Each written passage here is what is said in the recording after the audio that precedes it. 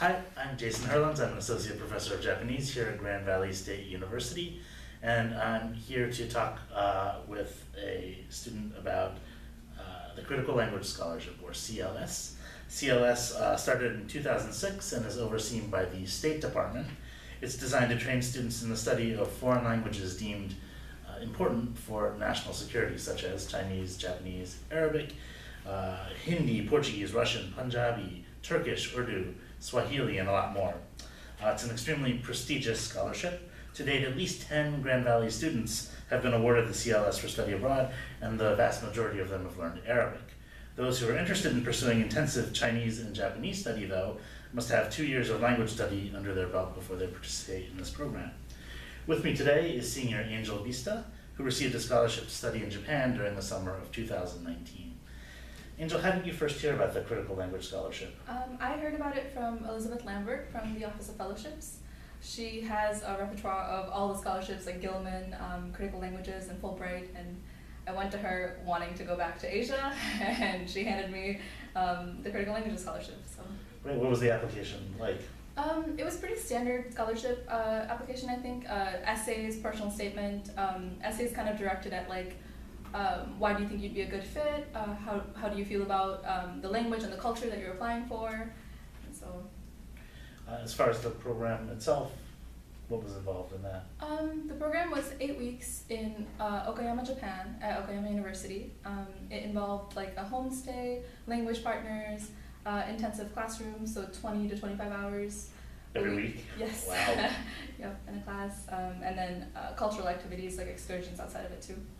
And did you do everything in Japanese? Yes. The moment you start the program, you sign a language pledge, and you don't speak to anybody in anything but your target language.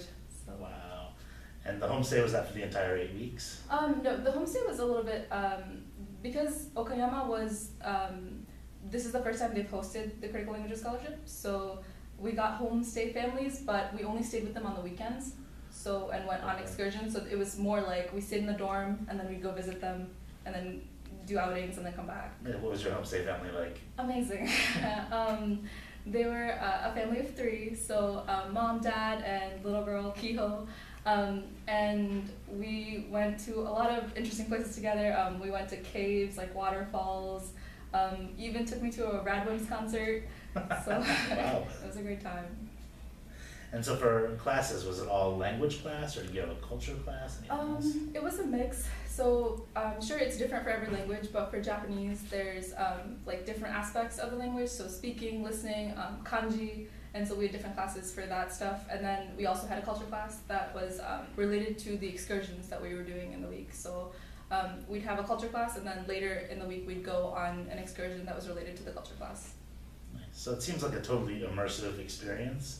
Was the stuff that you were learning in class, did you find any application outside of class? Absolutely, yeah, yeah. You needed, especially because of the language pledge, you needed to know the stuff to communicate with the people around you. My host family didn't know any English, so I had to, know words. You have to know the vocabulary, you have to know the grammar, especially in Japanese. I feel like you have to know like the polite forms, and so it was important for me to learn this before I went to their home or went on the excursions with them. So it was more motivating, I feel like. So the classes also prepared you to live with a family? Absolutely, yes. Yeah, we had whole classes on like, first time you go to host family's home, like the words you say, the phrases you use, usually like traditionally what you do, so. So it seems like very practical, Yes, hands-on. absolutely, yeah. Wow. Did you make mistakes? What happened when you did? Yeah, all the time. I think there were times where, especially outside of like the really protected environment of the program, which is, you're speaking to people who know you're studying a language, and so they would speak to you in Japanese and be encouraging, but sometimes you venture outside of that world, and like I went to the Eki, the station, and there a lot of people speak English, so sometimes if I messed up my Japanese, they would just respond to me in English, and I would just go back into Japanese and just be like, please, like, speak to me in Japanese, I'm trying. And I think there were definitely times where I messed up a lot, and I also, just had bad days, because I think some days you just can't communicate the full extent of what you want, and especially with Japanese, it's not the most expressive language either. So like you have to really know the nuanced ways of saying things in order to express your feelings. So yes. Can you give us an example of a field trip that you went on? Yeah, I think my favorite field trip was we went to the art islands that are off the coast of Okayama. This one was Inujima, and before we visited there, we went to a temple, a Buddhist temple, where we met a monk that played jazz, and then we learned tea ceremony with a bunch of high school students, and then we went to the art field trip. And okay, yeah. Inujima, like the Isle of Dogs. Yes, but there's no dogs. There's no dogs.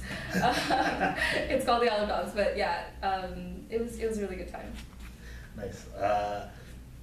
Who would you recommend? What kind of students would you recommend apply to the CLS in the future? Okay, I think on a broader scope, anybody that is really interested in language learning and knows that oftentimes, like especially with our busy college schedules, like it's hard to really immerse yourself in a language. I've been taking classes at Grand Valley, and I think I've been trying my best, but it's hard to really just focus on a language, and especially if you have a summer to spare and you want structured learning, because it's a very it's like boot camp for language learning. So I feel like it's good for people who want structure and who want kind of like the rigor, because it's hard, but at the end of it you learn so much, and it's a really short time, 8 weeks, but I feel like so much is packed into that. It sounds like you have to be kind of self-motivated to stick to this. Yeah. Okay. To sign up for it. Even the application process, I would say, like, it's not the worst, but it is pretty intense, and you have to really, I think, compete with a lot of other people in order to even get in, so you have to be pretty motivated, I think, to apply and then to get through the 8 weeks. How much did it cost? So it's free.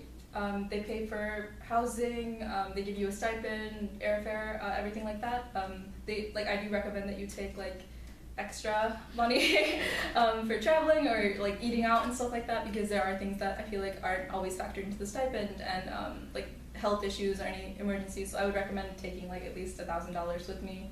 But they pay for airfare. But housing, everything is paid else. for. Yes, Wow. yeah. Only for travel do you need like extra money. Great. I think it looks good on your resume too. I hope so. Awesome. Yes. Thanks, Angel, for talking with us. Thank you.